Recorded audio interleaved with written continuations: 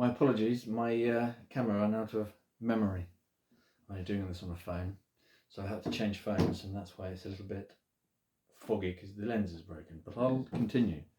So yes, Rishi, current fortune estimated 651 million. So, does he represent you? Does this man represent you?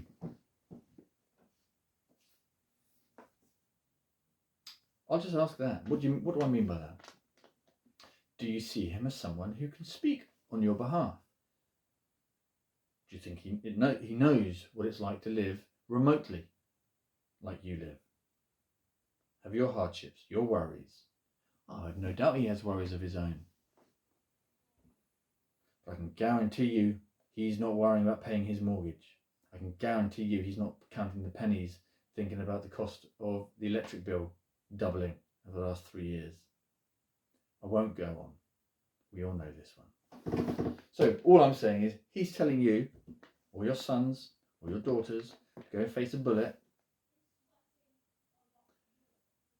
Does he know what he's talking about? So,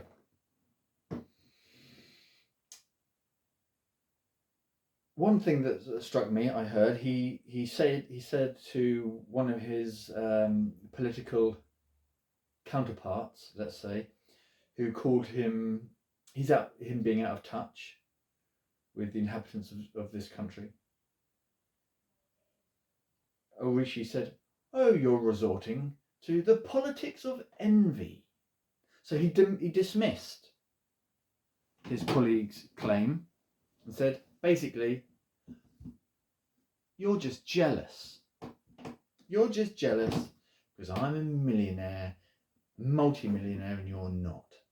So it doesn't matter what you say because you're just jealous. This is a guy who's leading our country. Well, has a dialogue like that. Oh, he'll say it. Oh, the politics of envy. That's a lovely way of saying what I just said. You're just jealous.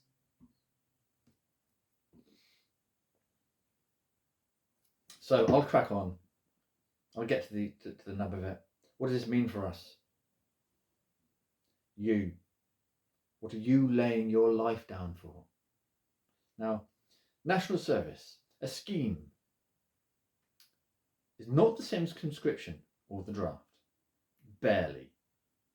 What is conscription? Well, it's a definition that can refer to any policy which relies on the threat or use of force to recruit members into the military.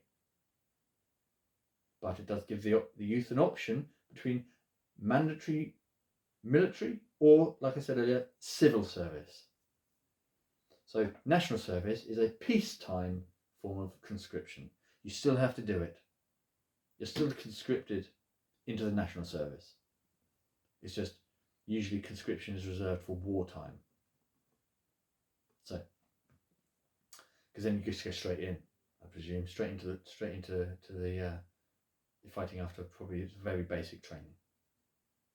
So, they're synonymous with each other, with very minor, real-time differences. You're still at threat of being forced to go in, whether it's national service or conscription. The only difference is there an active war? You still have to join up. And then once you're out after your national service, you're now a reserve, which means you again you'll be the first ones to be pulled up in a time of war. It's all semantics. Lovely words. So Rishi's saying, yeah, come in. And he's expecting us to think this is a good thing. Saying, oh, it will give our country a shared sense of purpose. Yeah, absolutely it will. I don't want to die with this guy next to me. Well, that's a shared sense of purpose, isn't it? For all the differences, whether he's Jewish, whether he's Christian, whether he's Hindu, whether he's Islamic, Muslim, I should say, well, yeah, we're fighting for each other's lives. I got his back, he's got my back, I hope. That's a shared sense of purpose. That's not how it works. You fight for a country you have an invested interest in. You don't create a vested interest by saying, wait, go die for it. Clearly, he doesn't understand. And I do question his, I'd love to get a psychiatric evaluation on him. Namely, a psychopathic rating. That would be interesting. Because he's so detached. He might not be. He might be just detached, as opposed to, well,